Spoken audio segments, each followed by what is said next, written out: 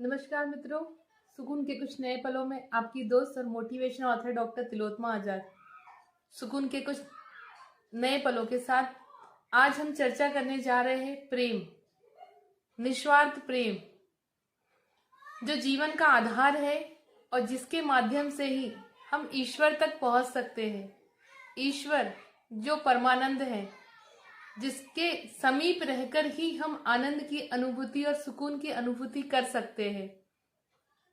परमानंद जो निराकार है, घट घट में व्याप्त है, कण कण में व्याप्त है, व्याप्त होते हुए भी हम इसे अपनी नजरों से नहीं देख पाते।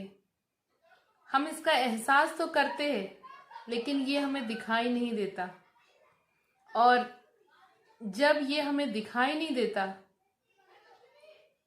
तो हम इसकी आराधना कैसे करें। अब प्रश्न ये उठता है कि अगर ये निराकार है, इसे देखा नहीं जा सकता, तो इससे प्रेम कैसे करें।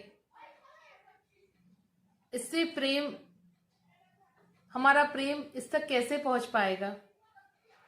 जैसे कि एक माँ तभी खुश होती है जब हम उसके बच्चे से प्रेम करते हैं।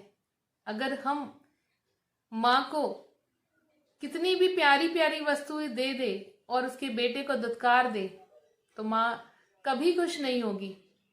उसी प्रकार इस परमात्मा, परमानंद, निराकार, इसकी संतान, जीव जंतु, इंसान, ये पेड़ पौधे, ये प्रकृति है।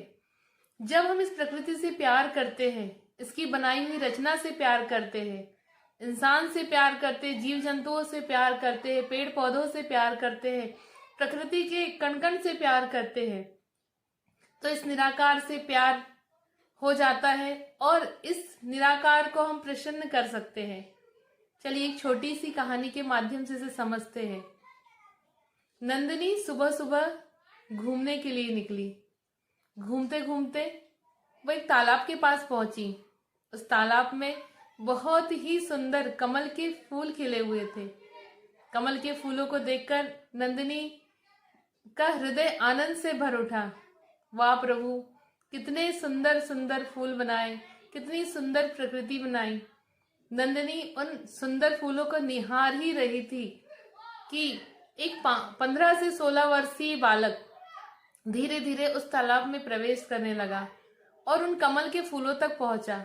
और जैसे ही कमल के फूलों तक पहुंचा और वो उन फूलों को तोड़ने लगा, नंदिनी से रहा नहीं गया और नंदिनी ने उस बालक से पूछा कि इन फूलों को तोड़कर आप क्या करोगे। उस बालक ने कहा कि मंदिर में जाकर भगवान को चढ़ाऊंगा।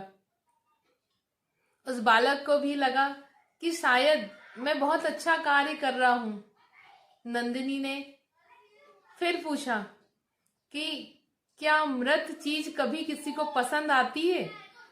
उस बालक ने कहा कि नहीं। नंदिनी समझाने का प्रयास कर रही थी कि जिस कमल के फूल में प्राण थे, जो मुस्कुरा रहे थे, उसे तोड़कर मृत कर दिया और अब उन पुष्पों को ईश्वर को समर्पित करने जा रहे हैं।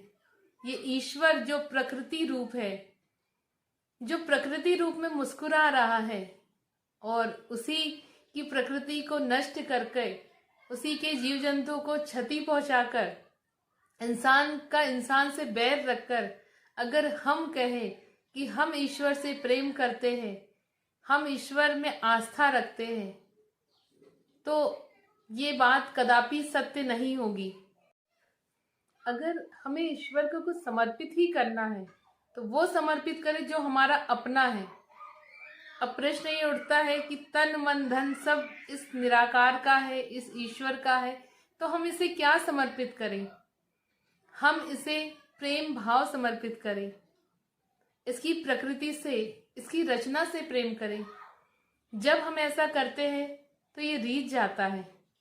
कहा है ना कि पोथी पढ़ पढ़ जग भया, पंडित भया न कोय, ढाई आखर प्रेम के पढ़े तो पंडित होय। मित्रों, शायद आपको मेरी बात समझ में आ गई होगी। अगर आपको मेरा ये वीडियो पसंद आए तो इसे लाइक, सब्सक्राइब और शेयर करना ना भूलिए। सुकून के कुछ नए पलों के साथ आपसे पुनः मुलाकात होगी। तब तक के लिए नमस्कार, जय हिंद, जय भारत।